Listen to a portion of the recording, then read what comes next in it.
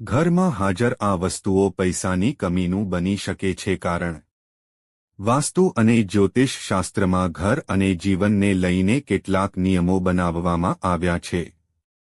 એવું માનવામાં આવે છે કે તેનું યોગ્ય રીતે પાલન કરવાથી જીવનમાં સુખ અને સમૃદ્ધિનું વાતાવરણ રહે છે. જો આ નિયમોની અવગણના કરવામાં આવે તો ઘરની આર્થિક સમસ્યાઓ જ નહીં, શારીરિક સમસ્યાઓ પણ પરિવારના સભ્યોને ઘેરી શકે છે. ઘણી વખત લોકો નિયમો અને વાસ્તુ દોષને ધ્યાનમાં રાખીને કેટલીક એવી ભૂલોનું પુનરાવર્તન કરે છે જે તેમના માટે કોઈ મુશ્કેલીથી ઓછી નથી હોતી. ઘણીવાર લોકોને ખબર પણ હોતી નથી કે તેઓ કેવા પ્રકારની ભૂલ કરી રહ્યા છે. આના કારણે ઘરમાં નકારાત્મકતા આવે છે અને જો તેનો ઈલાજ ન કરવામાં આવે તો તેની અસર લાંબા સમય સુધી રહે છે. લોકો પોતાના ઘરમાં કેટલીક એવી વસ્તુઓ રાખે છે જેનાથી પૈસાની કમી અથવા ગરીબી આવી શકે છે. અમે તમને ફક્ત વસ્તુઓ વિશે જ જણાવવા જઈ રહ્યા છીએ.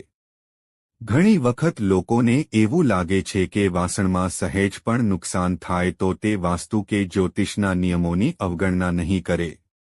અથવા તો આળસના કારણે લોકો ઘરમાંથી તૂટેલા વાસણો હટાવતા નથી. જો કે આ ભૂલ મોટી ખામીનું કારણ બની શકે છે. કહેવાય છે કે ઘરમાં તૂટેલા વાસણોને કારણે પૈસાની તંગી રહે છે. જો તમારા ઘરમાં આવા વાસણો છે જે તૂટી ગયા છે અથવા જે હવે કામના નથી તો તેને તરત જ ઘરમાંથી દૂર કરો. 1. ઘરના નળમાંથી પાણીનું ટપકવું. જો ઘરમાં ક્યાંય પણ પાણી ટપકવાની સમસ્યા હોય તો કહો કે આ એક મોટી વાસ્તુ દોષ છે. પાણી લીક થવાને કારણે ઘરમાં આર્થિક સંકટ આવે છે અને તેને દૂર કરવા માટે જ્યાંથી પાણી ટપકતું હોય તે વસ્તુઓને ઠીક કરો. 2.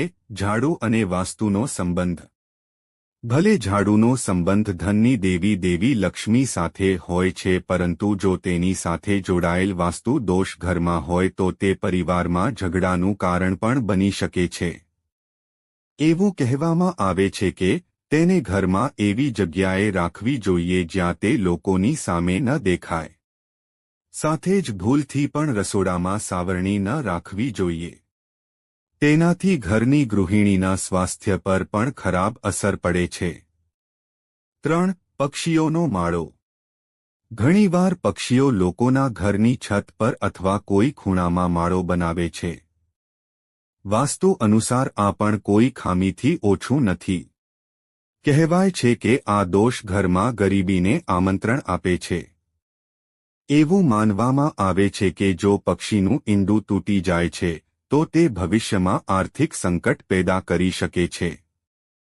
તેથી ઘરમાં કબૂતર કે અન્ય કોઈ પક્ષીના માળાને મંજૂરી ન આપવી જોઈએ અને જો માળો ત્યાં હાજર હોય તો તેને તરત જ કાઢી નાખો.